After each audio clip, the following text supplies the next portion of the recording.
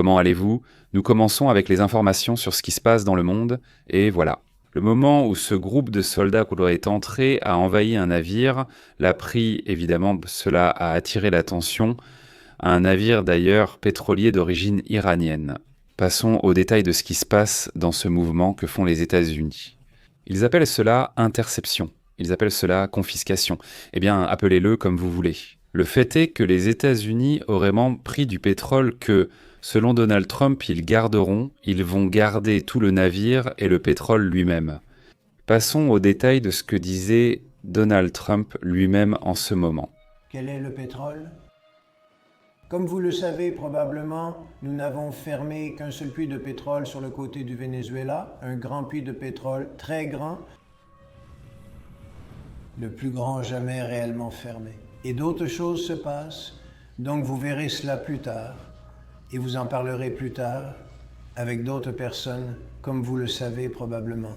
Nous avons seulement fermé. En gros, ce que dit Donald Trump, c'est que, il aurait pris l'un de ses bateaux, assez grand, comme toujours, ce n'est pas toujours, mais c'est géant, c'est géant. C'est la plus grande chose qui ait jamais existé dans le monde. Le fait est que, les soldats donc lancent une opération militaire qui, selon eux, pourrait être la première phase d'un mouvement contre le régime de Maduro. Nous venons de saisir, dit un pétrolier au large des côtes du Venezuela. C'est un très grand pétrolier, en fait, le plus grand jamais saisi, dit Donald Trump. Déclaration. Donc cela fait partie de la communication adressée à la Maison-Blanche. Où, on s'attendait à ce que Corina aille aujourd'hui recevoir un prix, le prix Nobel. Le fait de se rendre jusqu'à Oslo en passant par Curaçao, une plage, une île néerlandaise, il me semble que c'est Curaçao. Oui, je crois que oui. Il me semble que c'est aux Pays-Bas, ou du moins c'est similaire aux Pays-Bas. Les Pays-Bas? Maintenant, on l'appelle comme ça. Mais on l'appelle comme ça, comme un surnom. Mais un navire, géant, disons, ce n'était pas énorme et immense dans cette opération militaire surprenante, il aurait saisi cela. Maintenant, le navire est identifié comme Dasskype, mais on ne... Identifié comme Dasskype. Et donc, il a été retenu, il a été confisqué. C'était une opération conjointe. Nous avons la garde côtière, le FBI, Homeland Security Investigations et aussi le département de la Défense. C'est ce qu'a indiqué la procureure générale Estepan Bondi. Et donc, elle l'a publié sur son compte X. Et la saisie, a vraiment attiré beaucoup d'attention. Il transportait du pétrole sanctionné en provenance du Venezuela vers l'Iran. C'est-à-dire, maintenant, on voit vraiment une opération parce qu'avant, tout allait vers de petites embarcations. C'est la première fois qu'on voit vraiment un mouvement important, qui coûte cher et qui coûte directement au gouvernement de Maduro. Imaginez si tout à coup ça commence. Évidemment, il y a déjà eu beaucoup de commentaires, c'était logique que ça arrive, le vin qui est déjà sorti. Voici l'intérêt des États-Unis pour le pétrole. Il est bien réel, oui, évidemment. C'est-à-dire, le sujet c'est... Il faut être naïf. Ce n'est pas une surprise, mais il y a des gens qui sont surpris. Ce qui attire l'attention, c'est la coordination entre de nombreuses agences, la question de savoir où ils vont emmener ce navire, quelle sera la réaction de l'Iran. Apparemment, Maduro est super en colère et je ne sais pas ce qu'il raconte. En gros, ils veulent nous voler le pétrole. Qu'est-ce qu'on sait? Quelle a été la réaction du Venezuela sur ce sujet? Mais Maduro s'est vraiment énervé aujourd'hui et il a demandé à tout le monde, à toute la population, aux paysans, aux pêcheurs, à quiconque se trouve au Venezuela, de casser les dents aux États-Unis.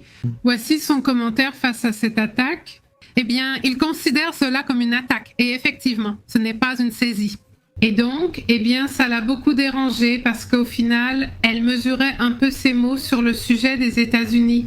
En fait, généralement, elle n'attaque jamais Trump. À part l'appeler Pelucon, elle attaque toujours Marco Rubio. Elle avait tenté de ne pas commenter ni trop l'offenser, non? La dernière conversation, c'était un appel cordial, non? Ce n'était pas plus amical. Où disent-ils que tu dois partir? Je veux dire, à quel point un appel de ce genre peut-il être cordial? Mais maintenant, il y a ce mouvement qu'ils appellent même piraterie internationale. Là, dans la vidéo du moment, parce que c'était un événement, évidemment, le fait aussi qu'il y ait eu deux choses aujourd'hui. Ne pas voir Maria Corina à Oslo et deuxièmement, cette saisie. Je pense que ce n'était pas une bonne journée pour Maduro. Il était évidemment très contrarié par ce qu'il a vu. Pas tout à fait. Voici l'image de Maria Corina à Oslo sortant de l'hôtel pour saluer. Écoutons.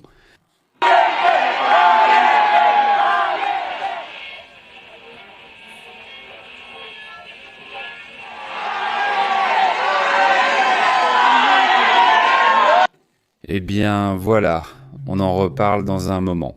Mais c'était très intéressant, évidemment, la réaction du monde entier dans toute cette affaire. Mais ce qui attire l'attention, c'est que la réaction de Maduro va même jusqu'à parler de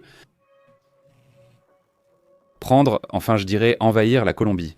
En gros, c'est-à-dire créer la Grande Colombie, il dit réunir le Venezuela, la Colombie et l'Équateur tout ensemble. Ça me paraît fou.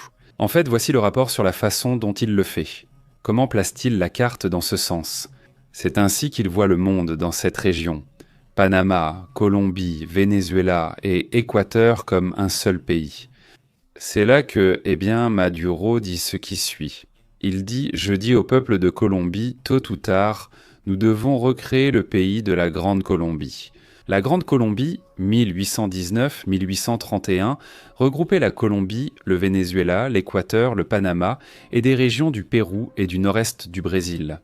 C'est-à-dire, c'est une version bananière de Vladimir Poutine que Maduro essaie de montrer aujourd'hui. Je ne sais pas si c'est parce que ce sujet l'a dérangé ou à cause de Maria Corina ou peu importe. Mais le point, c'est que maintenant, il vise à, organiser une sorte de Colombie géante. Exactement. En fait, aujourd'hui aussi, il y a eu cette histoire du oui, celle où Rodriguez est la vice-présidente colonel du Venezuela.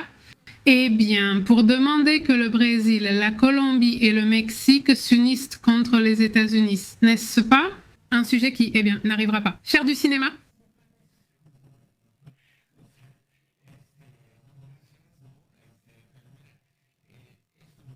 Ministre. En ces temps-ci, ça doit être différent. Mais nous devons toujours être comme des guerriers, comme des guerrières, avec un œil attentif. Et l'autre aussi.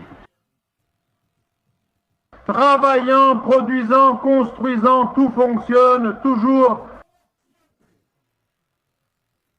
Et prêt pour casser les dents de l'empire nord-américain si nécessaire, depuis la patrie de Bolivar.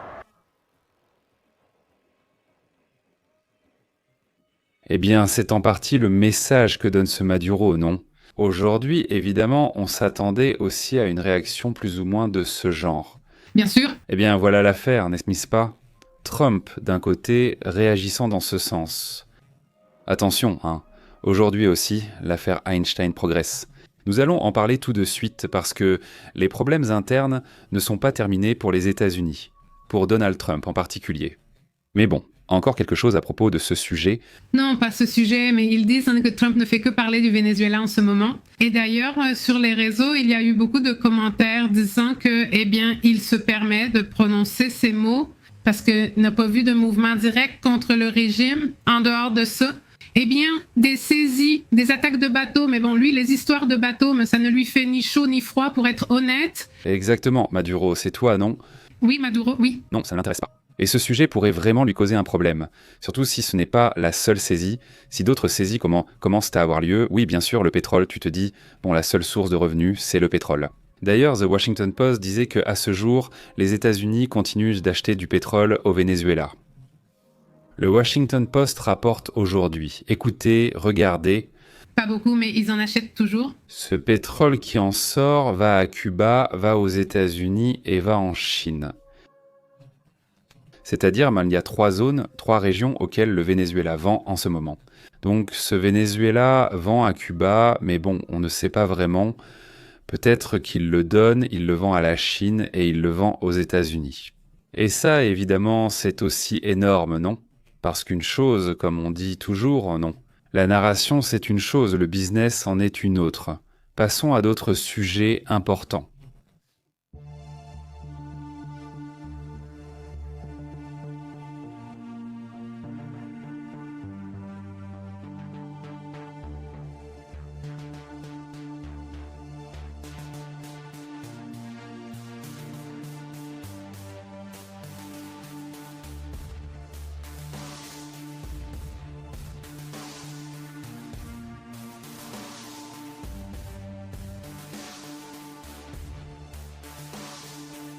Eh bien, la grande question que le monde entier se pose aussi, c'est s'il va venir. On a déjà vu une narration très anti-OTAN de la part des États-Unis ces derniers temps, surtout de la part de Donald Trump et peut-être de Pete Hegseth. Mais la question peut-elle maintenant être posée plus sérieusement ? Pourquoi ? Thomas Massie, législateur républicain, a déjà officiellement présenté une initiative pour que les États-Unis quittent l'OTAN, la qualifiant de relique de la guerre froide. Mais en gros, il dit qu'il faut sortir, dit-il. Il soutient qu'aujourd'hui, l'Alliance sert à protéger des pays socialistes, a déclaré le député, et qu'elle représente une dépense inutile pour les contribuables américains. La proposition indique que l'expansion de l'OTAN vers l'Est a provoqué des tensions directes avec la Russie, mettant en avant la guerre en Ukraine comme un exemple d'impact géopolitique. Eh bien, Massie affirme que la Constitution n'autorise pas des engagements militaires permanents à l'étranger et que l'Europe dispose déjà de capacités suffisantes pour sa propre défense. Et donc, cette initiative arrive à un moment où il y a beaucoup de polarisation aux États-Unis concernant leur rôle sur la scène mondiale. Il y a des gens qui pensent que les États-Unis ne devraient même pas participer à des conflits extérieurs et d'autres qui pensent le contraire, que cela leur donne aussi, et en fait c'est vrai, cela leur donne un pouvoir au niveau mondial. Le fait qu'ils se soient impliqués dans tant de guerres donne aussi un certain pouvoir aux États-Unis. Aussi, les élections ont déjà lieu aujourd'hui. Trump a déclaré qu'ils avaient déjà perdu les élections de mi-mandat, ce qui est surprenant parce qu'il n'accepte jamais une défaite, encore moins une défaite à venir. Mais lui-même a aussi dit que pour les États-Unis, il est presque impossible de se détacher des problèmes mondiaux parce que c'est trop ancré dans leur acide désoxyribonucléique, en gros. Exactement. Et ce que propose ce député est irréaliste. Mais disons que ce sont de petits signes d'une certaine froideur qui existe avec l'OTAN. Est-ce qu'il va se séparer de l'OTAN ? Non, évidemment, cela n'arrivera pas. Les États-Unis, c'est l'OTAN. Ce serait donc se tirer une balle dans le pied. C'est-à-dire que ce sont eux qui représentent la majeure partie de l'OTAN, que ce soit en nombre de militaires ou en nombre d'armes. Honnêtement, aucune comparaison possible. En plus, sortir de l'OTAN, c'est retirer toute son influence sur l'Europe, c'est-à-dire les États-Unis influencent ensemble l'Europe dans tous les domaines, commercial, tout ce que tu veux, grâce à l'OTAN. S'il n'y avait pas l'OTAN, comment pourrait-il influencer ? Non, merci, maintenant je m'associe avec la Chine, ou je m'associe avec la Russie, ou avec qui je veux. Parce que, tu n'as pas investi dans ma sécurité et maintenant je pense à moi. Au final, chacun regarde pour soi. Évidemment, ce que dit ce monsieur Massie, c'est qu'il ne comprend rien, mais alors rien du tout, à ce qu'est l'OTAN. Clairement. Mais bon, il a vu des chiffres, peut-être qu'il y a eu un petit arrangement là-bas au Kremlin ou quelque chose comme ça. Parce que c'est vraiment surprenant, ce genre de personnage que même les républicains n'écoutent même pas, et encore moins les démocrates. Mais ça commence à faire du bruit. Je pense aussi que ce sont, disons, des sortes d'expériences de certains. Pour tâter le terrain. Exactement, c'est ce qu'ils disent. Tu vas dire ça, proposer cette initiative ? S'ils voient que ça marche, si ça prend, si ça génère quelque chose, peut-être que là, oui, mais honnêtement, je n'y crois pas. On va voir ce qui se passe. En attendant, l'OTAN va rester aux États-Unis. Je pense que pour longtemps. Qu'il l'appelle relique ou qu'il l'appelle comme il veut, ce n'est pas ça. Quoi d'autre ? Qu'est-ce qu'il y a d'autre ? Y a-t-il autre chose sur l'OTAN ou sur cela ? De cette affaire de l'OTAN ? Aujourd'hui, dans le sondage, pas de l'OTAN, mais de la Chambre des représentants américaine. Aujourd'hui, ils ont déjà accordé un budget fixe qui, en théorie, ne peut plus être modifié selon la loi de défense pour l'Ukraine. Environ 400 millions d'aides annuelles à la défense jusqu'en 2027. Mais bon, même si le chiffre paraît énorme, 400 millions pour nous, les simples mortels, ce n'est pas grand-chose pour le gouvernement des États-Unis. Ça ne paraît pas, ça ne paraît pas, ça ne paraît pas énorme. Pour les mortels. Pépé, non, non. Mais ce n'est rien, Oui, c'est pour ça que je dis que pour les chiffres qu'il manipule, ce n'est rien. rien, même pas pour les mortels. Ah, Eh bien, pour garder le chèque que j'allais te donner de 400 millions, oui, non, ce n'est pas ça. C'est-à-dire, ce que je vous dis, pour mettre ça en contexte, c'est ce que les États-Unis investissent ou dépensent chaque année en Ukraine. C'est plus de 30 milliards de dollars. 34 milliards. Oui, il a 30 et quelques milliards de dollars, 33 milliards, c'est-à-dire, c'est impressionnant la quantité, 400 millions. Millions, il ne m'atteint même pas. Ce n'est absolument rien, 4. Quelques-uns, comment ça s'appelle? Missilettes. Peut-être que c'est pareil, mais bon, je pense que ici, ce que le Congrès voulait faire, c'est montrer l'intention. C'est-à-dire l'intention de continuer à aider s'il le souhaite. Et ça, même si c'est peu d'argent par rapport à ce qu'il faut pour un pays qui se défend face à un pays comme la Russie, eh bien évidemment, ce sont des signaux qui étaient nécessaires. On le voit, parce que dernièrement, pratiquement tout le discours de Donald Trump a été très éloigné de l'Ukraine.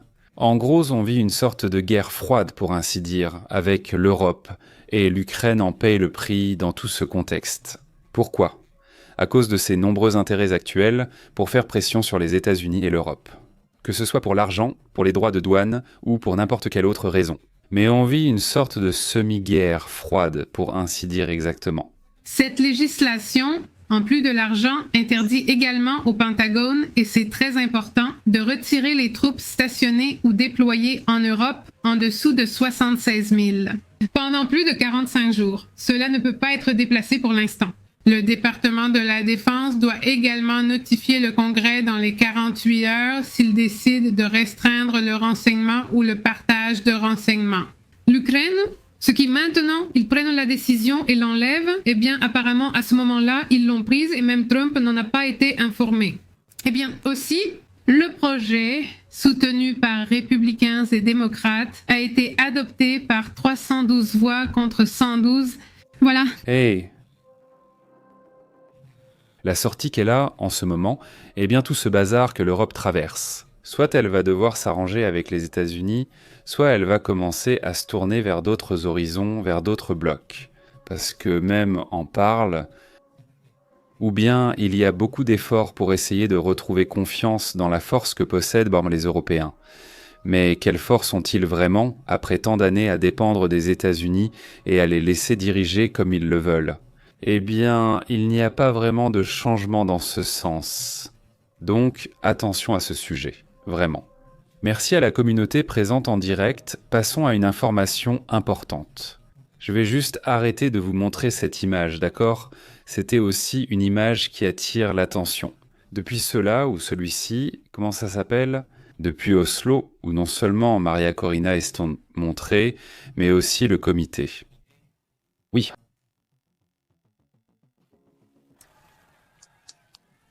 À ce moment-là, ils annonçaient tant que Machado arrivait à Oslo, et bien sûr, évidemment, il est arrivé en retard. Il n'a plus eu le temps de recevoir directement le prix. Mais bon, en annulant, tout a été retardé à cause du mauvais temps. Donc en fait non. Comme il devait partir par la mer, il y avait de très grosses vagues, et ils ont donc dû attendre que les vagues diminuent pour pouvoir partir. Donc tout a été retardé. Donc toute cette histoire de l'avion dont il a aussi parlé, c'était juste pour tromper. Exactement. Eh bien, que Diosdado l'a sortie et qu'on en parlait là-bas, mais en fait, la sortie se faisait ailleurs. C'était par un autre endroit et ça a pris plus de temps. Et bien sûr, c'est plus logique, parce que sortir par ici en avion, ça me semblait que, eh bien, il pouvait facilement l'arrêter. Je ne sais pas, mais par la mer, c'est bien plus compliqué. La côte est longue. Même à Nancy, ils ont traversé plusieurs zones militaires, il ne sait pas comment, mais ils ont réussi à la faire passer pour pouvoir sortir. Est-ce qu'ils enquêtent sur les avions ? Oui. Évidemment, oui.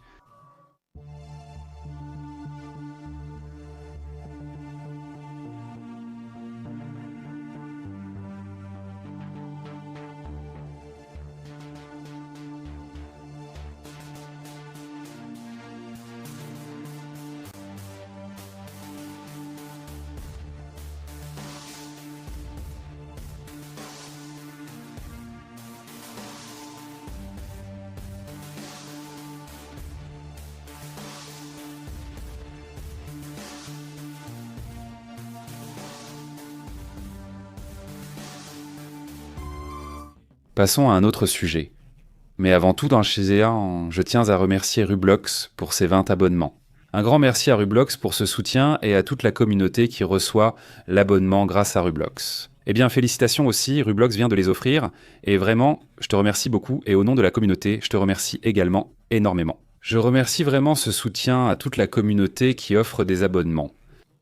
Bon, passons à d'autres sujets, d'autres thèmes également très importants. Il y a des cycles qui parfois peuvent aussi se répéter sur la planète. Et cela, ajouté à ce que l'on vit déjà avec la fonte des glaces, commence à inquiéter les scientifiques. Cette fois-ci, il y a un cycle en particulier qui s'est produit il y a environ 9000 ans. Oui, mais ce cycle pourrait se répéter, selon ce qu'ils observent. L'Antarctique a connu, il y a 9000 ans, une fonte des glaces qui s'est effondrée et qui a évidemment causé des problèmes dans le monde entier.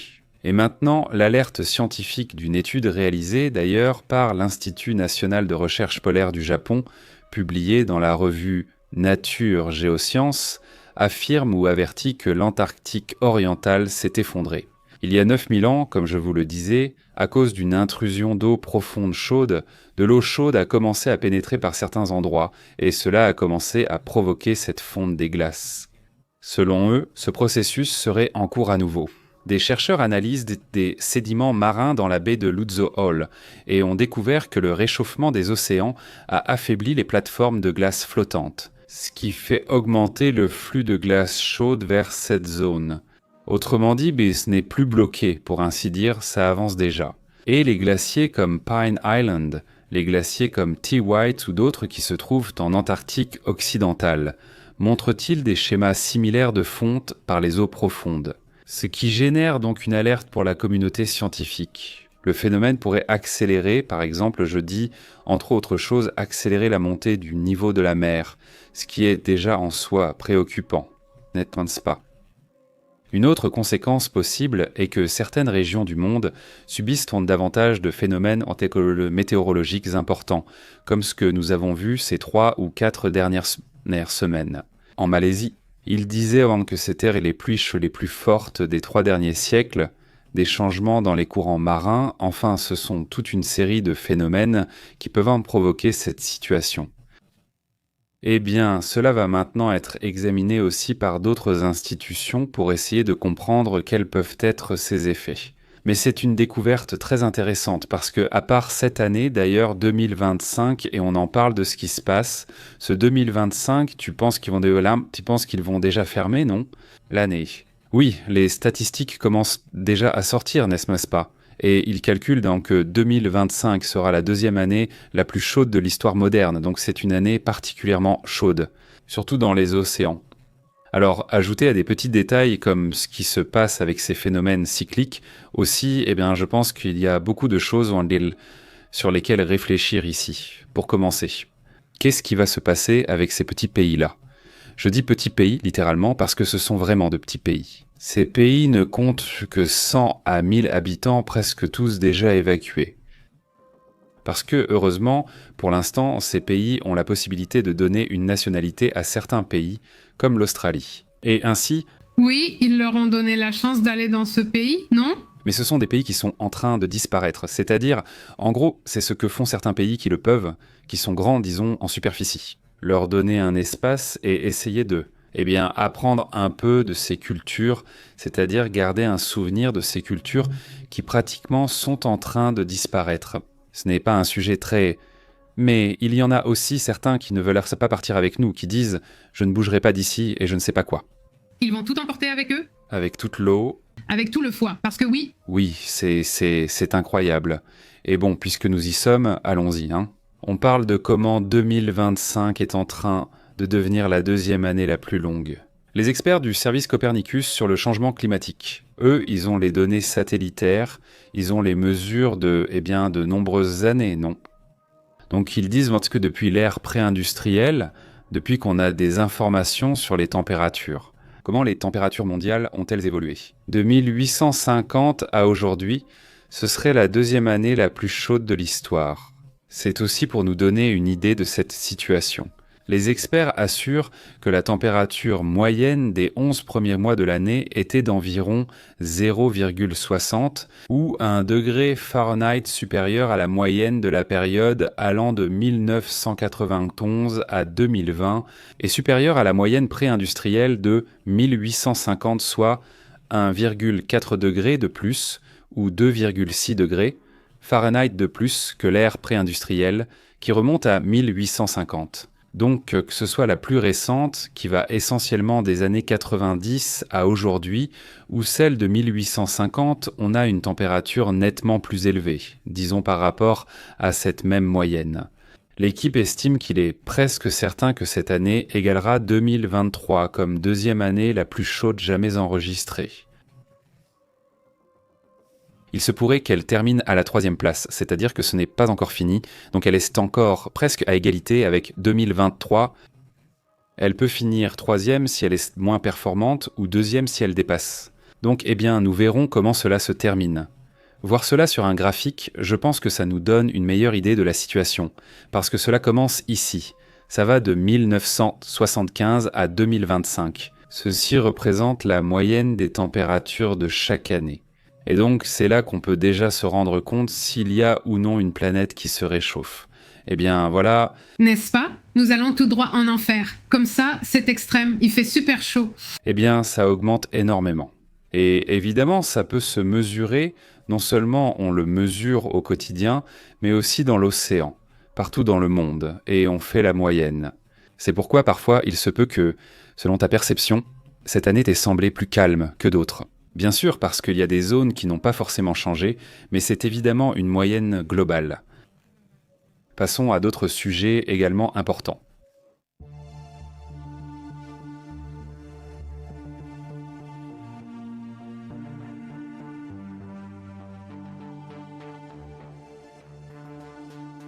Écoutez, un autre sujet aussi, puisque nous parlons déjà de sujets un peu sur la question climatique. Ce phénomène s'est produit et je dois en parler. Car c'est vraiment étrange et curieux. Je veux dire, ce n'est pas comme cette série de Netflix, celle qui se passe dans un monde souterrain. Ça ressemble à un délire de Stranger Things ou quelque chose comme ça, vraiment étrange. Et je n'avais jamais vu un entonnoir aussi étrange. Vous savez que l'entonnoir se forme quand c'est joli, oui, très joli, non. Quand la tornade est sur le point de se former, mais esthétiquement, tu as raison, c'est joli. Cette fois, il sort un entonnoir tout droit d'un film d'horreur, le plus flippant que tu puisses imaginer. Et cette chose si étrange apparaît, non, qui évidemment a attiré l'attention. Je veux dire, tu sais ce qui se passe dans cet entonnoir? À quoi pense cet entonnoir pour que celui-ci sorte aussi moche? Ce nuage, cet entonnoir, a surpris à Cordoba, en pleine Sierra de Cordoba. D'après les rapports, le phénomène n'a été visible que pendant quelques minutes. Il s'est produit ce samedi passé à midi. Selon les spécialistes, il s'agissait d'une tuba faible, une formation nuageuse brève sans danger, car elle ne touche pas le sol. Mais bon, évidemment, il dit que c'est similaire à ce qui forme les tornades, mais c'est faible, non? C'est-à-dire ça n'arrive pas à descendre, mais c'est quand même super curieux, au moins, non? Enfin, c'est un peu bizarre, disons, mais bon. À Cordoba, comme ils l'ont signalé, certains l'auraient photographié. Il y avait des touristes dans la région. Comme ils le disent maintenant, ce n'est pas si courant d'après ce qu'ils disent, mais ce n'est pas non plus quelque chose d'extraordinaire. C'est juste que, comme le phénomène ne dure pas longtemps, peut-être qu'on ne s'en rend pas compte. L'image de l'entonnoir circulait sur plusieurs réseaux et des vidéos ont commencé à apparaître. Voilà la situation, non. Cela se produit d'ailleurs à une altitude assez élevée, n'est-ce pas? C'est-à-dire, ce n'est pas comme si cela allait poser un problème à ceux qui sont en bas. Rien du tout, pas de grêle ni autre, n'est-ce pas?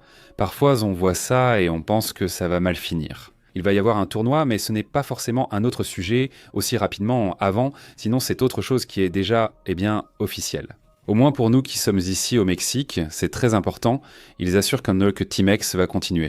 Et cela, c'était clairement visible depuis que les droits de douane ont été approuvés pour tous les pays. Mais tout le monde sait que les droits de douane visent la Chine, c'est-à-dire que les droits de douane ont été faits précisément pour la Chine.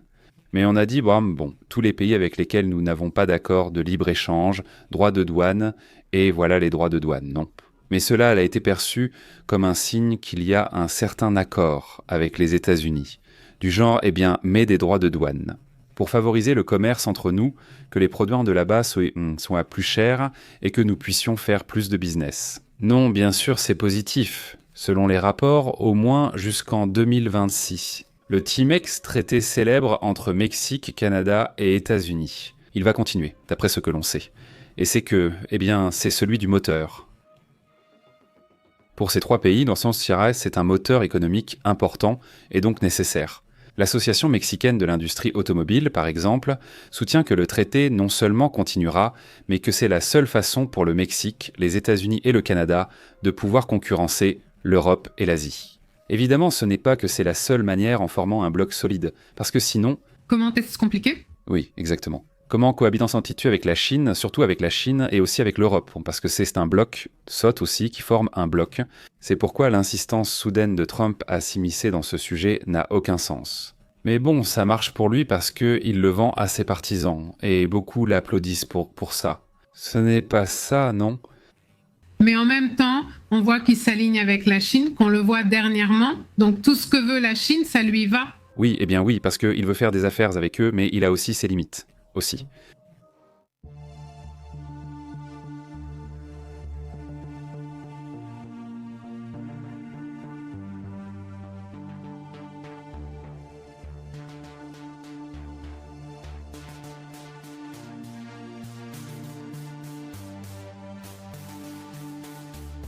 Le juge, un 3e juge maintenant, ça fait déjà 3 juges qui ont autorisé la déclassification des dossiers de l'affaire.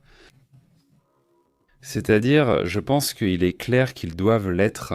C'est que le Congrès l'a déjà dit, mais d'abord il faut voir si les juges peuvent autoriser ou non. C'est la 3e ordonnance d'un juge qui lève le secret de l'instruction sur les documents et les dossiers du financier. Et donc, le monstre qui est Jeffrey Epstein, au bout du compte, ce qui est révélé maintenant, ou ce que l'on sait, c'est qu'ils devront remettre les documents.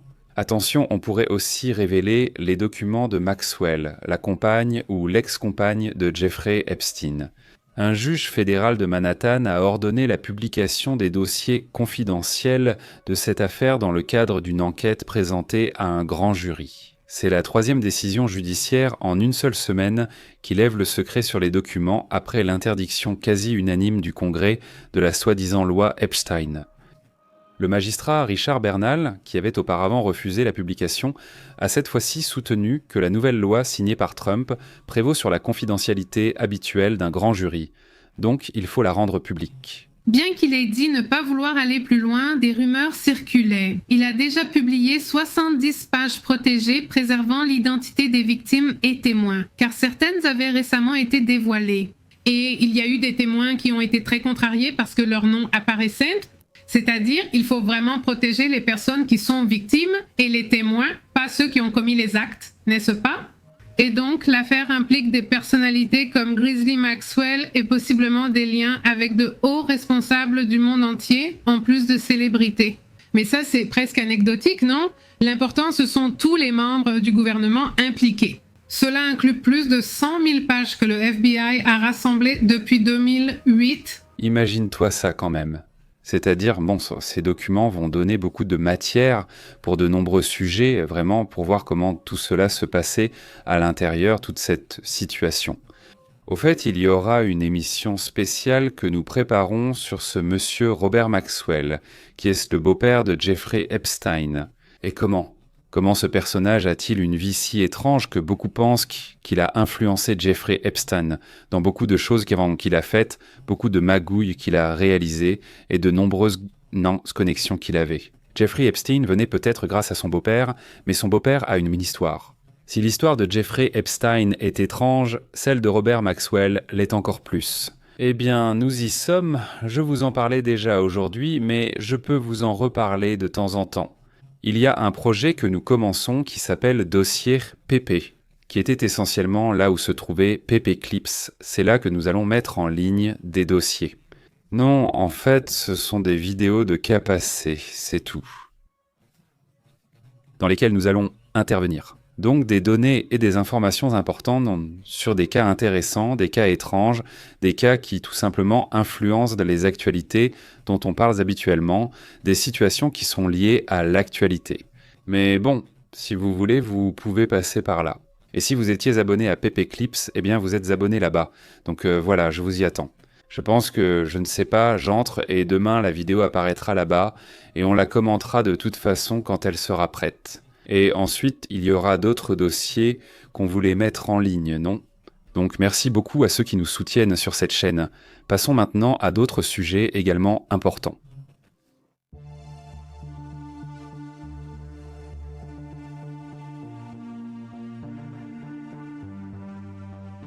Eh bien, on avertit maintenant que les touristes vont devoir faire attention à ne pas révéler certaines choses ou à ne pas publier des choses bizarres sur leur historique sur les réseaux sociaux. Les touristes ou détenteurs de visa pour les États-Unis risquent chaque de voir leurs réseaux sociaux examinés.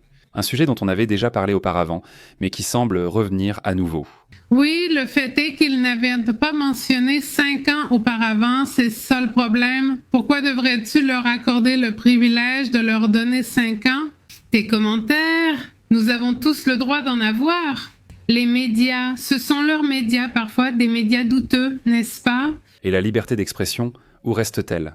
Non, oui, c'est ça. Je veux dire, il n'y a pas du tout de liberté d'expression. Est-ce que ça va être surveillé? Les touristes ont maintenant le temps de vérifier 5 ans d'activité sur chaque réseau social qu'une personne possède. Je veux dire, moi, je ne peux même pas remonter 2 mois en arrière, je me perds déjà. Alors bon, cette nouvelle condition va affecter les personnes des pays qui utilisent le système électronique d'autorisation de voyage appelé Electronic System for Travel Authorization et qui permet de visiter les États-Unis pendant 90 jours, parmi lesquels se trouvent, par exemple, les personnes qui vivaient au Chili ou en Espagne. Donc voilà, si vous voulez aller aux États-Unis, eh bien, vous savez déjà qu'il faut faire un nettoyage. Si vous vous êtes moqué de quelqu'un ou si vous allez accepter qu'ils vont soi-disant tout vérifier sur vos réseaux sociaux. Le tourisme aux États-Unis a déjà beaucoup chuté. Et avec ce genre de choses, le touriste se dit « Écoute, cette année, je n'y vais pas. On verra si ça change plus tard. Parce que ça ne m'intéresse pas d'être contrôlé ou quoi que ce soit. » Et donc les gens décident d'aller dans d'autres pays pour les vacances ou autre chose. Oui, d'accord. En réalité, le tourisme mondial n'a fait qu'augmenter. Les États-Unis ne se sont pas effondrés. Et maintenant, avec la Coupe du Monde, alors oui, beaucoup choisiront d'aller au Canada, au Mexique ou de ne pas assister à la Coupe du Monde. Honnêtement, je parle de ceux qui ont la chance d'obtenir un billet, car c'est presque un privilège, donc ils pourront y aller. Ou si je dis oui, eh bien, les gens qui vivent là-bas, non, qui pourront y aller parfaitement, sans problème. Si tu arrives à obtenir des billets? Non, à moins que tu n'aies pas de problème avec le aide à l'installation des spectateurs, que tu n'en aies pas là-bas. Parce qu'ils ont aussi déjà dit qu'ils allaient contrôler ceux de l'aide à l'installation des spectateurs, les stades, enfin essentiellement, ou les abords des stades. Cela a également dérangé la Fédération internationale de football Association, ou parce que ça prive de nombreux latinos, véritables fans de football, de la possibilité d'y aller. Oui, les pays vérifiés incluent le Chili, l'Espagne, le Royaume-Uni, l'Irlande, la France, l'Australie et le Japon. Et ce sont quelques-uns des pays qui vont être vérifiés, les 5 années de réseaux sociaux. Et en plus, ce sont des pays qui sont économiquement stables, non? Donc, ils peuvent y aller tranquillement.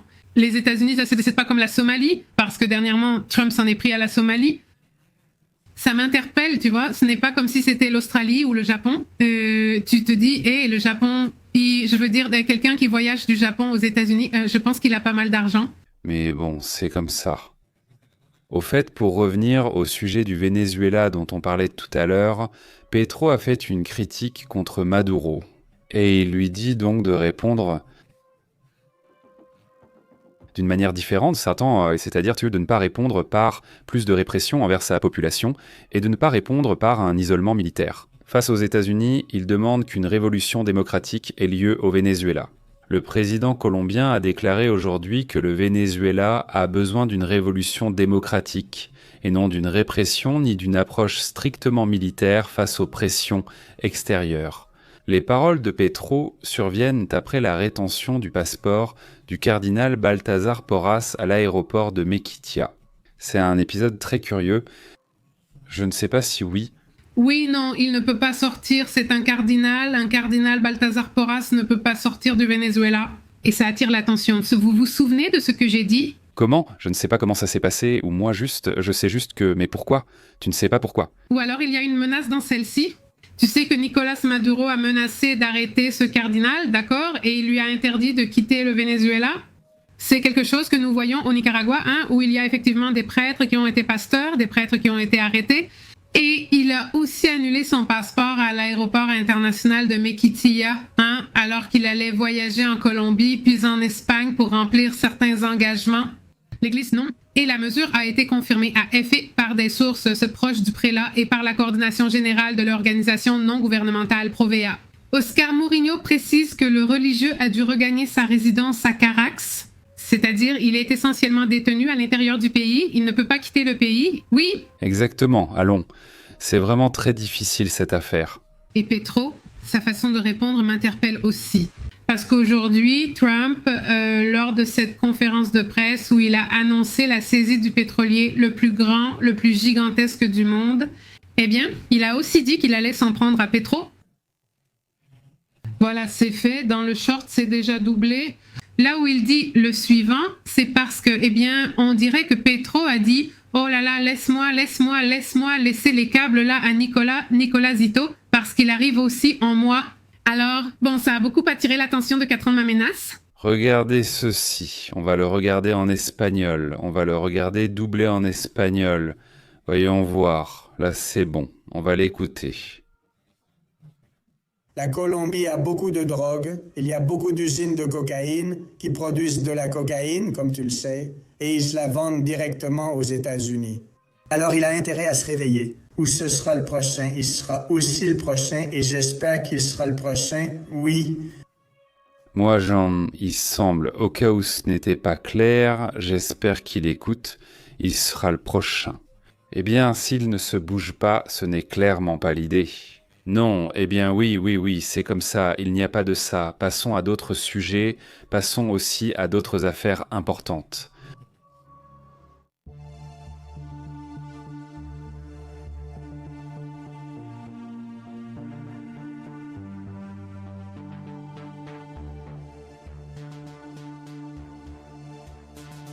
Il y a quelque chose d'assez étrange, non?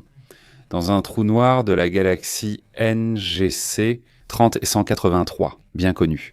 Bien sûr. Très célèbre? Ah, tu pars en vacances là-bas?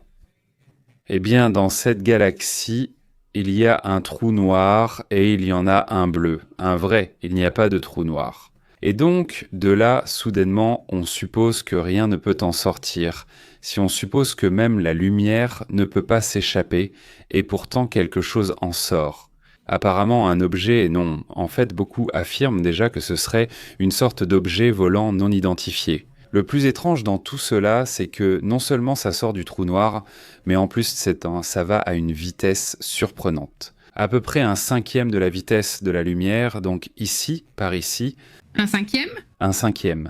Cela fait 60 000 km par seconde, ce qui équivaudrait à 1/5 de la vitesse de la lumière. Après une explosion de rayons X qui a été captée par des télescopes spatiaux. Le phénomène elle a été détecté par la S et enregistré par les télescopes XM, Newton et XR, et SM. Marquant. C'est la première fois qu'une injection aussi rapide est observée depuis un noyau galactique actif. Ou bien a-t-on déjà observé des éjections? A-t-on vu des sorties de matière ou de quelque chose dans certains de ces objets noirs? Mais cette fois-ci, ce qui attire l'attention, c'est que cela sort à une vitesse vraiment surprenante.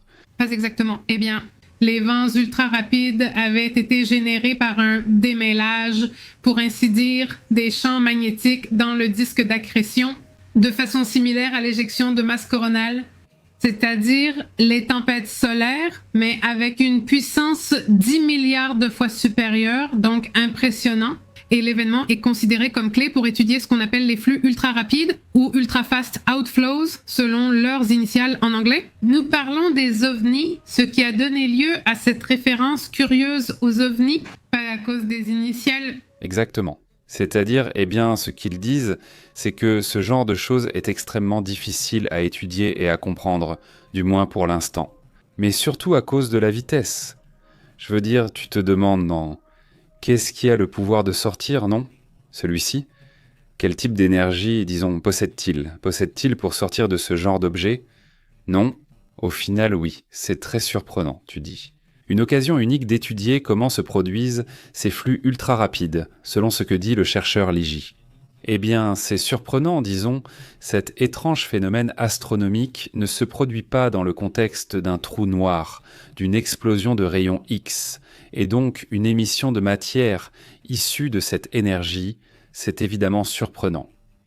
Eh bien, ce qui est aussi surprenant, non? Et continuez avec ça, mais c'est vraiment très intéressant. Regardez. La vidéo que nous avons faite sur le 3 d'hier est très intéressante aujourd'hui. Bien, c'est prêt. Non, moi rien. Je veux juste me souhaiter la bienvenue quand ils arrivaient ici. Il reste 9 jours pour pouvoir observer de plus près ce phénomène.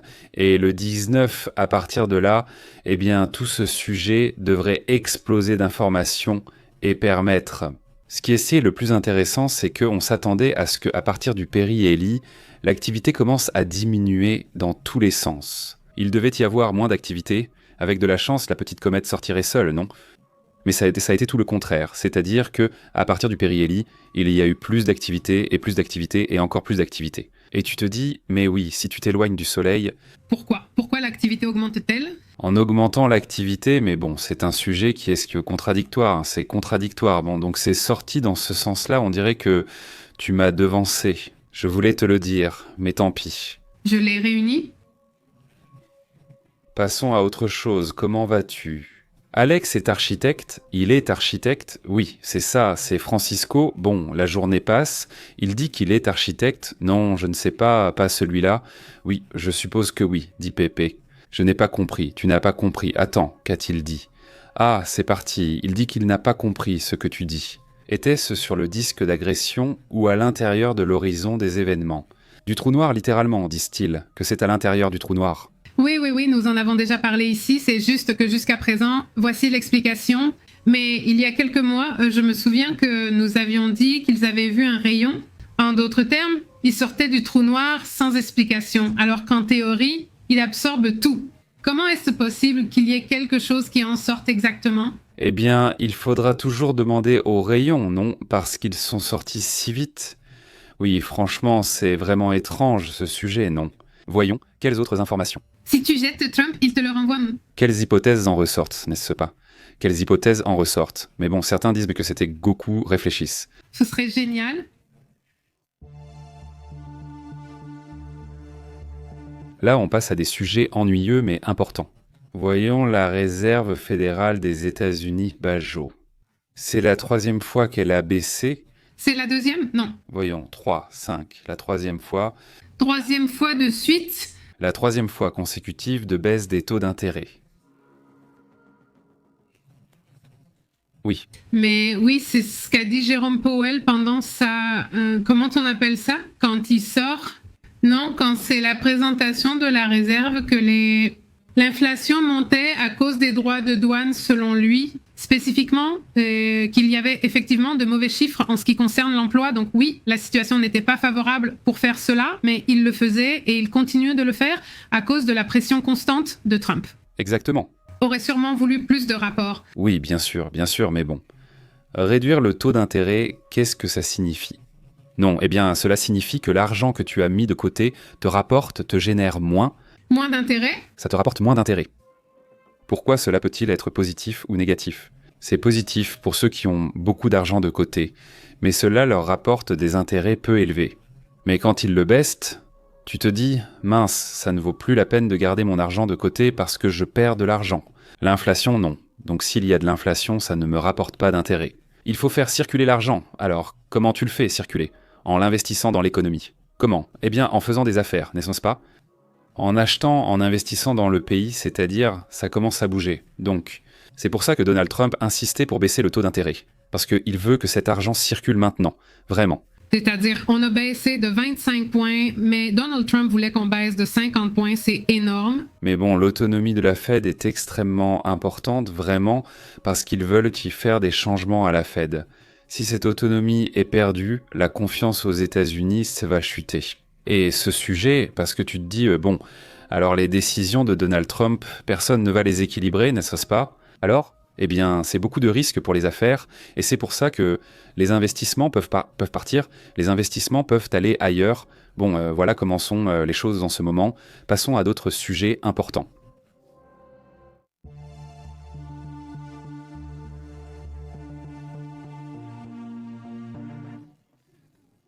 Mais maintenant, je me suis déjà inquiétée. Eh bien, il y a une inondation record à Washington qui provoque des évacuations et une alerte maximale dans certaines communautés. Pépé en parlait. Il disait qu'il allait y avoir de l'eau, qu'il allait y avoir de la neige dans certaines régions. Mais cette fois-ci, dans l'État de Washington qui se trouve du côté du Pacifique, pour ne pas le confondre avec Washington DC, il y a des zones entières qui ont été évacuées et les alertes sont en place. Pendant que les autorités avertissent que le niveau des rivières pourrait augmenter dans les prochains jours. C'est cette, comment ils l'appellent, tempête, non, rivière atmosphérique qui provoque cela.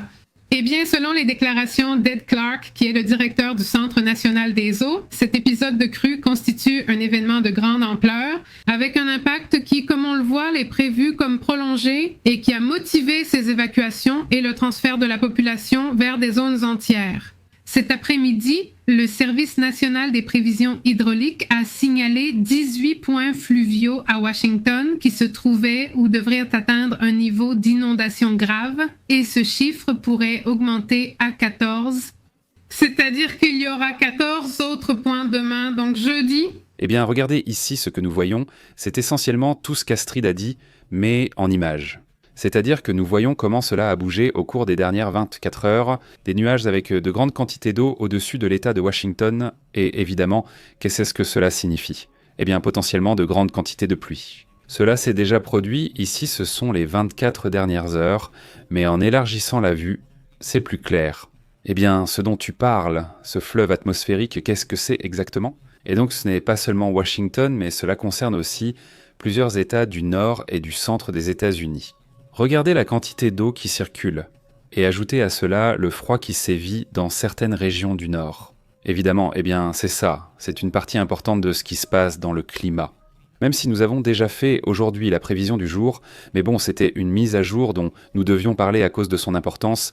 Non, évidemment, aujourd'hui, nous avons déjà fait la mise à jour. Rappelez-vous que nous avons une playlist avec toutes les mises à jour météo et les prévisions quotidiennes. Donc si vous voulez la consulter, eh bien, nous avons la playlist là-bas. Mais bon, voilà la situation, passons à d'autres sujets importants.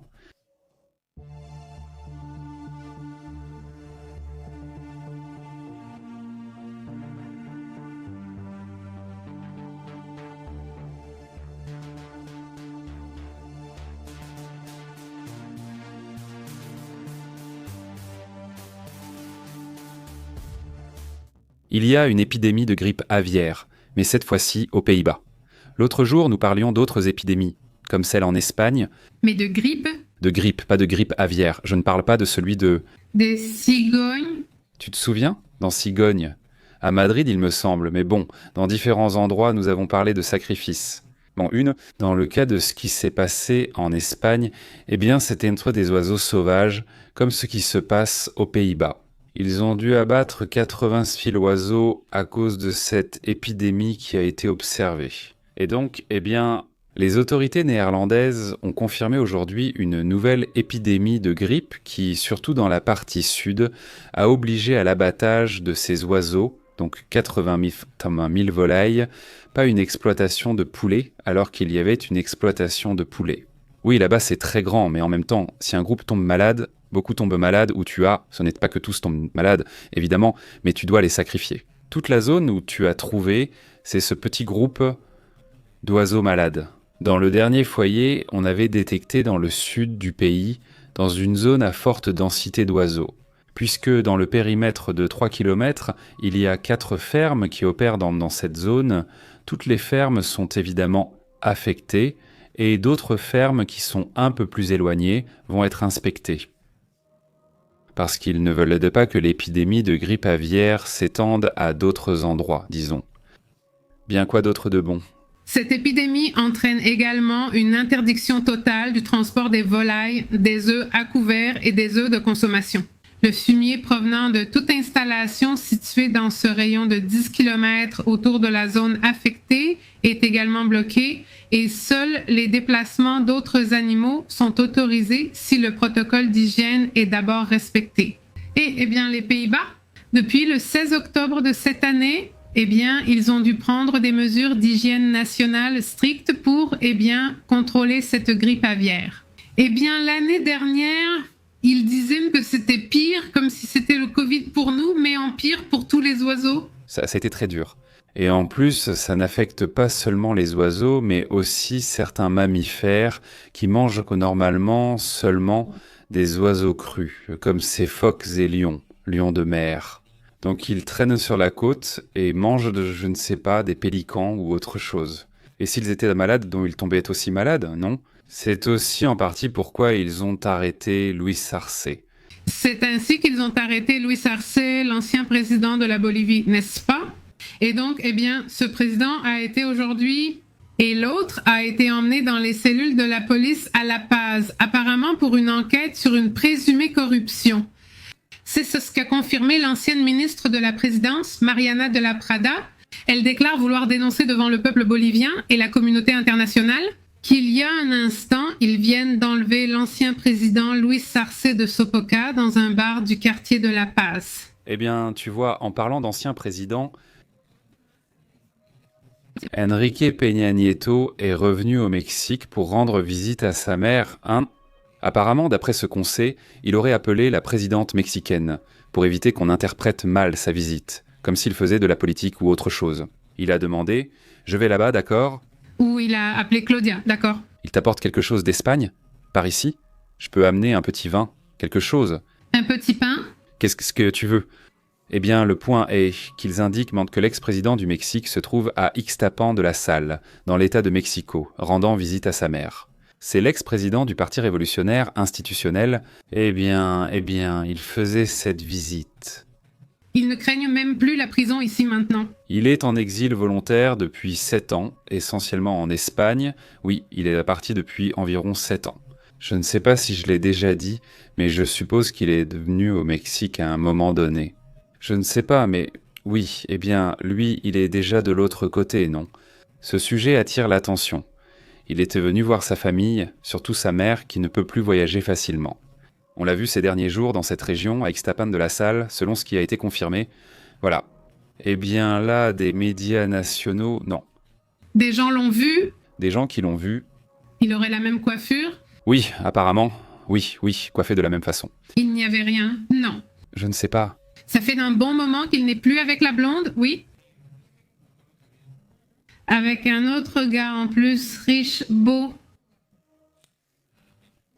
Vraiment très beau. Beau dans la communauté.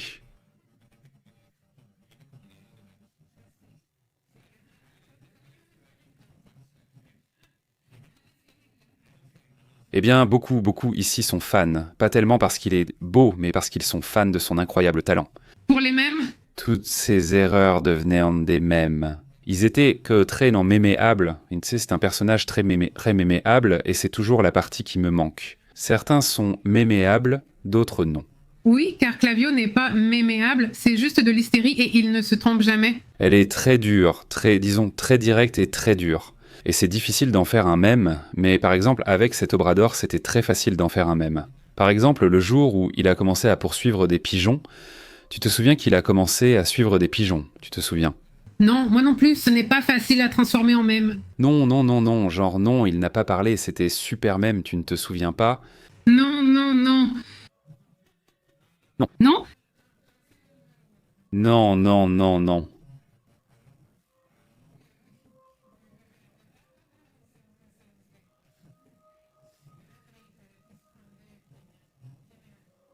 Je me souviens d'un garçon qui s'appelait... Comment il s'appelait? Révolution, oui, Révolution, quelque chose. Non, Empire, Troisième Empire. Il était super fan de Peña? Ah. Oui, il était vraiment fan, pas à cause des mèmes, et il y avait des gars qui devaient être fans. C'est-à-dire, il est là. C'est ce plan où il commence à marcher derrière la colombe, bien sûr, et puis en plus les gens ont des idées, non? Donc, par exemple, là, Il ralentissait la vidéo alors qu'il parle déjà lentement. Et donc, ça donne l'impression qu'il est ivre. Alors, il a l'air d'être ivre, mais c'est une colombe, donc c'est très drôle.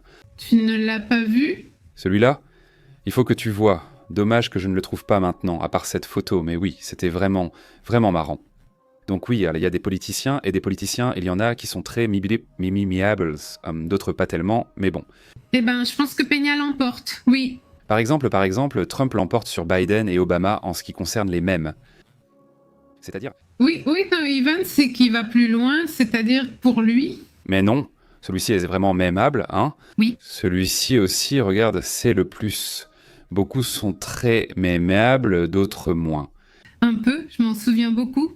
Vous ne vous souvenez pas quand Andrés Manuel López Obrador était avec sa femme Béatrice dans la tour de contrôle du nouvel aéroport? Non. Et il dit qu'il arrive dans 10 minutes, puis il dit non, plutôt dans 15, et il s'est fâché. On voit que Andrés Manuel López Obrador s'énerve parce qu'il raconte la blague du bébé de Peña. Oui, je n'ai pas dit qu'elle manque d'humour. Voilà, regarde, il suit la colombe. Il dit moi je me souviens quand Lopez a fait la colombe comme un autiste, pardon, sans vouloir offenser. Non, moi je dirais plutôt comme un petit ivrogne. Je ne sais pas, moi je le vois plus comme un petit ivrogne. Parce que comme un enfant... Non, comme les enfants, salutations à Alga Cecilia. Les enfants courent. Ah d'accord, oui. C'est qu'il finit par marcher lentement, et le pigeon marche à sa vitesse normale. Et celui-ci, c'est juste un gros chihuahua. Dommage que non.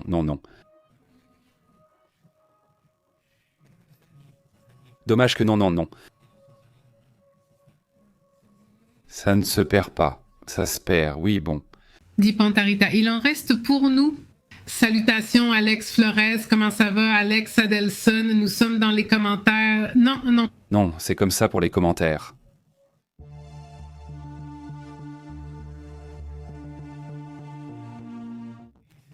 Lily dit, les autistes, on est plus cool. Santé Lily.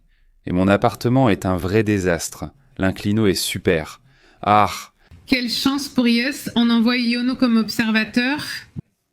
Salutations à Alex Flores, qui affirme que ton esprit est puissant, même s'ils ne te connaissent pas, ce n'est pas pour nous. Salutations. Salut Alex Flores, ça va? Salutations à Miguel Alejandro Verderi, dit Claudia. C'est super mémable, surtout quand elle ment. Parce qu'en fait, la vérité, c'est qu'elle n'est pas drôle. Oui, il faut quand même avoir un certain charme pour être mémable. Je me rappelle, par exemple, quand Peña a failli laisser tomber l'écharpe présidentielle et est tombé, tu vois, il y a 2 ou 3 trucs comme ça sur toi. C'est-à-dire, il a tendance à faire beaucoup de petites erreurs. Ou comme quand il a pris son téléphone pour se prendre en photo et qu'il n'a pas fait tomber le téléphone. Enfin, pareil, tu vois. Ou le cœur raté, le cœur de Ford. Ah oui, et il fait le cœur. Ou comme s'il n'avait pas compris la blague, Lily lui dit « Peña bébé me manque ». Et Lily aime bien. Je lui ai dit « Tu as vraiment de mauvais goût, Lily ». Salut aussi, comment tu vas? Très bien, merci beaucoup de nous accompagner, dit Alex. Comment tu vas? Bonne soirée Alex, salutations à Alex Flores et Sergio au Texas, comment allez-vous? Merci beaucoup, salutations à Roberto, il dit aussi États-Unis, dit Roberto.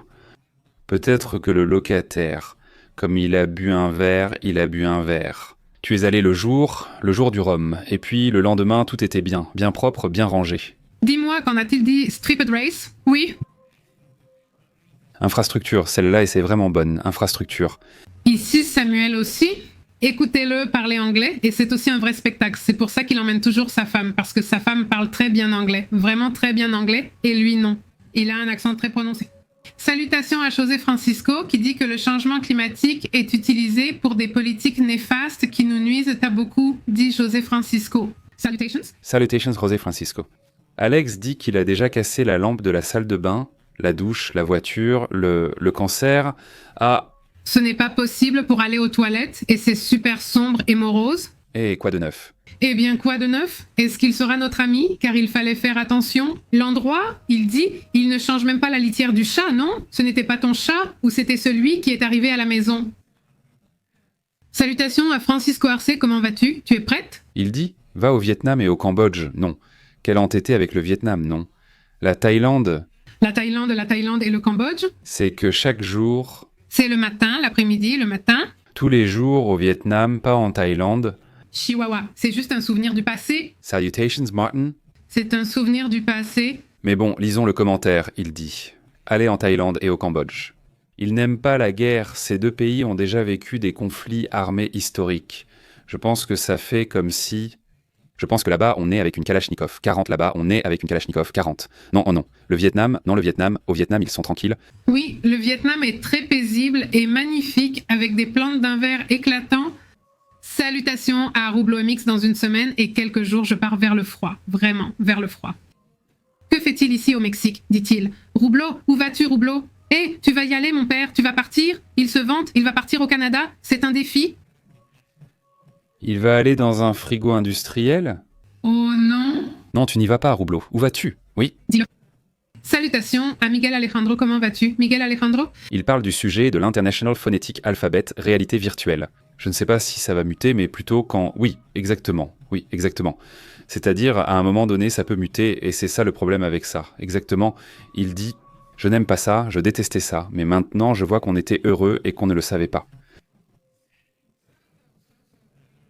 Oui. Salut, plus ou moins, enfin, oui, enfin, il y a des choses où tu te dis, bon, moi, quand j'étais petite, je dis non.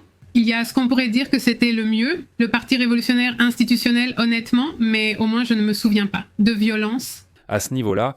À ce niveau-là, non, oui, enfin, bon, ce n'est pas que je veuille le retour du Parti révolutionnaire institutionnel, mais bien sûr, dit Martin, voilà pourquoi la Chine avance. Je touche du bois, oui. Il dit, la Chine progresse grâce à l'éducation et au contrôle des drogues et vices. La société est là, tu éduques. Je ne sais pas si c'est mieux, mais aux États-Unis, l'addiction touche 16,8% des enfants de 12 ans et 24,9% des adultes. Plus précisément, dit Tapatia, ils ne me suivent pas. Lors de la remise des prix Nobel, le directeur de l'administration Nobel lui a dit un grand oui en direct. On en a parlé ce matin. Je n'avais pas la vidéo, mais le message avait déjà été donné alors qu'elle n'était pas disponible. Et pas seulement à Maduro, à l'Iran, à la Chine, à la Russie et au Hezbollah. C'est-à-dire...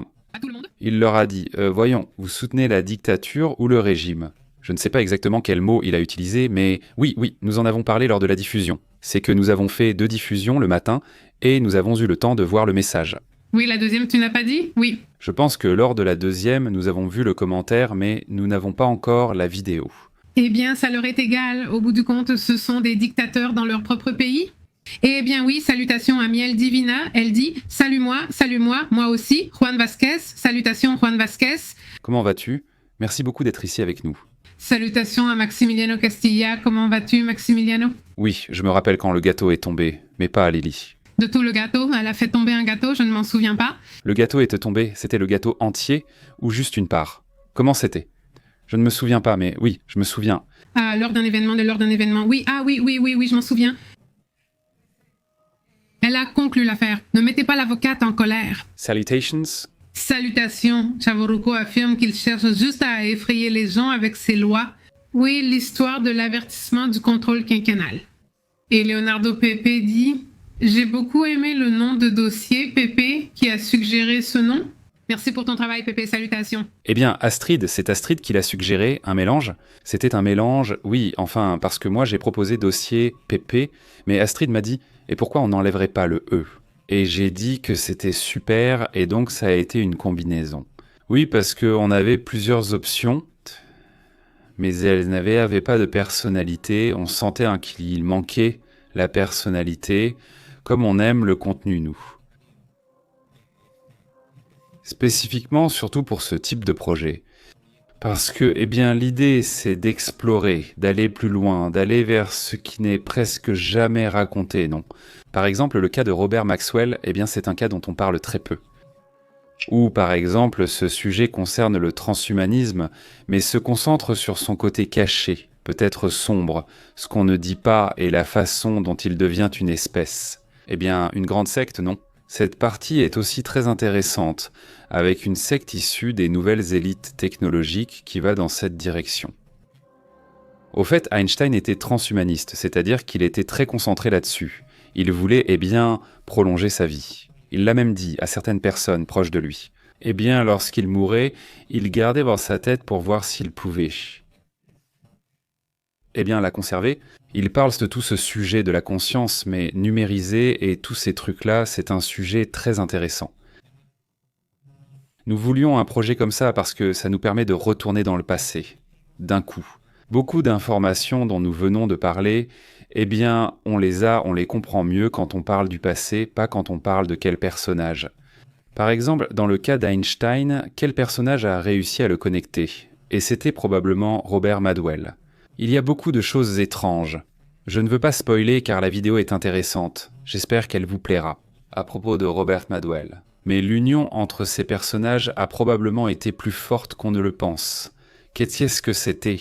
Non, parce qu'il y a vraiment peu d'informations de ce côté-là, mais il y a quelques faits qui sont très intéressants sur cette union qui a eu lieu là-bas. Étrange, dit-elle. Un câlin, ça va, Edilcia? Salutations, très bon Roblox, merci beaucoup, au fait, pour ces abonnements, dit Maximilien. Comment vas-tu? Oui, inquiet, qu'a-t-il dit? Comment ça va?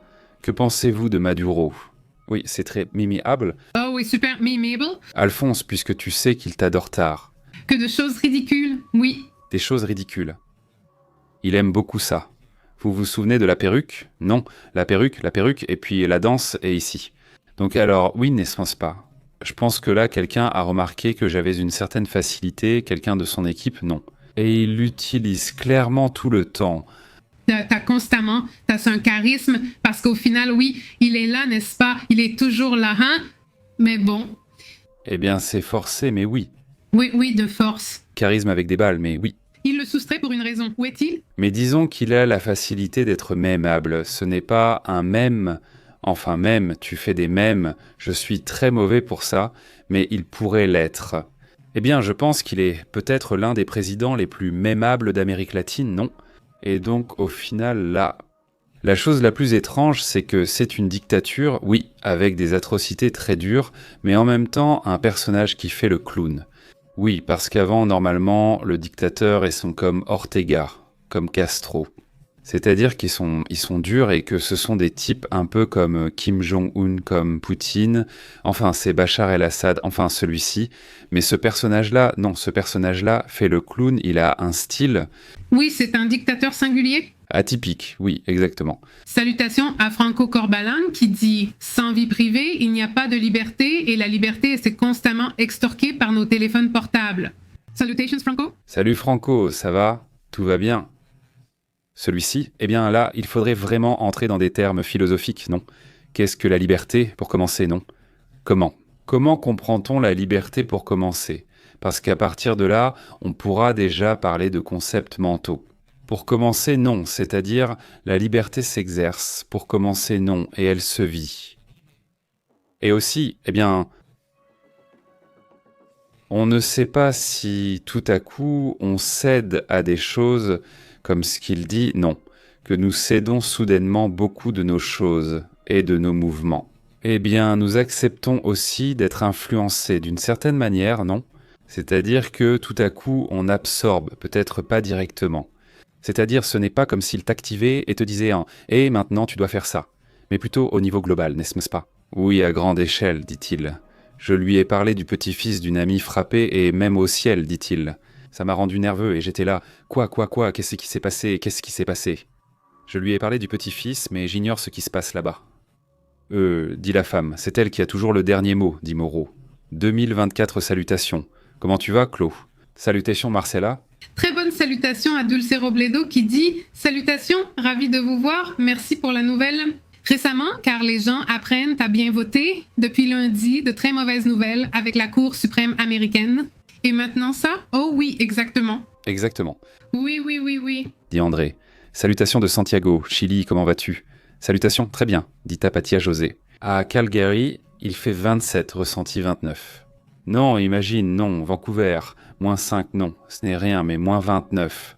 Oui, c'est incroyable, non? C'est-à-dire, imagine, oui, c'est que, eh bien, Vancouver est un peu protégé par les montagnes, non? Enfin, c'est ce que j'imagine. Et donc le froid ne frappe pas aussi fort, non? Question de Sébastien Mong. Pensez-vous que Maduro soit mémorable, exprès ou inconsciemment? Maduro essaie de susciter de l'empathie pour qu'on ait pitié de lui, qu'on dise que c'est un bon gars.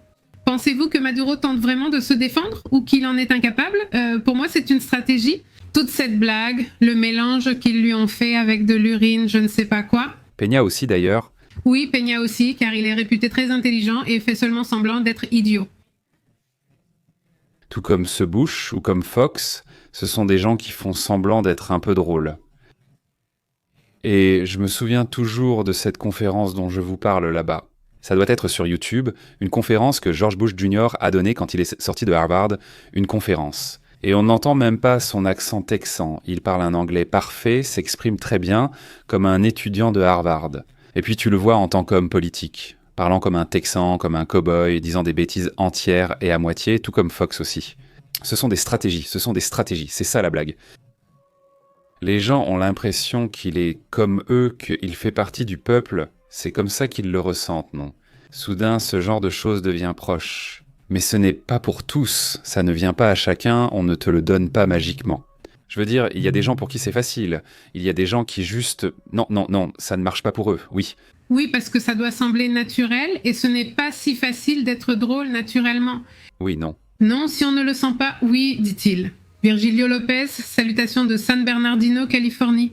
J'ai vu ton message où tu as donné le prix ici à la fille de Machado. J'ai aussi vu l'attaque des 3 hélicoptères contre le pétrolier. Ça ressemble à un film, non? Oui, Virgilio, c'était incroyable. Pour moi, la phrase la plus claire de José Zarate est « Ils font les idiots ». C'est toute la stratégie napoléonienne. C'est ce que dirait mon grand-père, il dirait exactement ça. Mais en fait... Eh ben oui, il le dit. FB Cinéma, salutations. Je suis en train de monter une vidéo des garçons de la dernière année du lycée. Ça va pour l'instant? Oui, salutations FB Cinéma. Super FB. Quel logiciel utilises-tu pour le montage? Il dit. Salutations à Robol et Tapatia. Vancouver est sur la côte, au niveau de la mer, avec une plage. Oui, c'est vrai. Et Angie dit, elle dit bonjour depuis l'Argentine. Je vous suis tous les jours avec les informations. J'espère que dans mon pays, nous pourrons réussir à défendre nos glaciers. Ils veulent supprimer la loi qui les protège. Nous nous battons pour notre eau. Salutations Angie, j'espère que oui. Dit Winkoff. Oui, a dit Gustavo Cerati, on vit et on ressent chanson animale, qu'on vit et qu'on ressent chanson animale, dit-il. Salutations Winkoff, comment vas-tu? Ça dit ici, allez, Roble Anatita Roble, je vais saluer Roble. Non, salutations Roble. Salut Roble, ça va? Très bien. Emma, aujourd'hui, j'ai enfin pu contribuer à l'Oxo. Merci Emma. Merci beaucoup Emma, un grand salut à toute la communauté qui nous soutient. Merci beaucoup. Salutations à Maria Elena Onofre qui salue et demande comment ça va. Salutations à toute la famille. Mes enfants Daniela et Arturo Quiros Onofre vous saluent aussi. À bientôt. Bonsoir Maria Elena.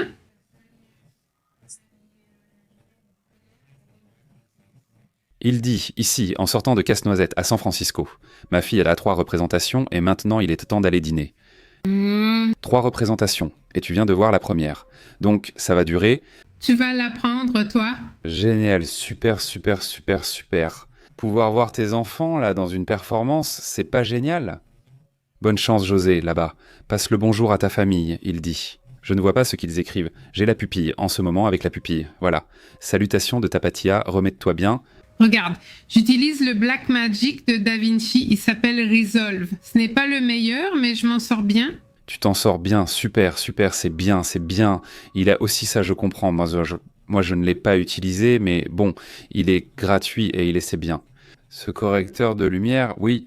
Oui, il est plus utilisé, mais il était initialement un correcteur de lumière.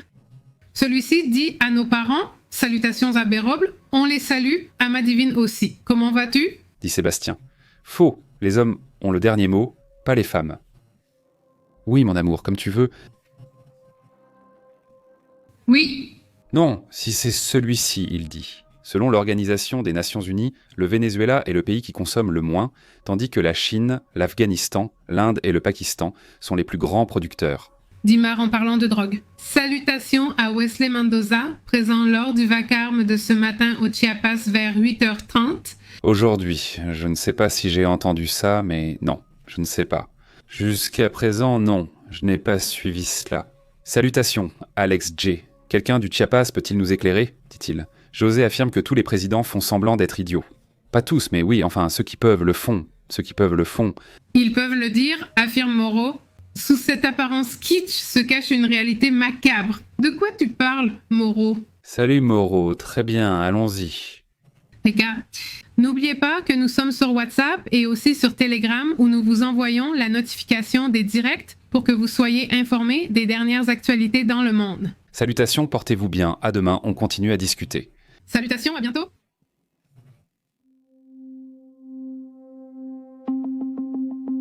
Merci d'avoir suivi le journal PP en direct.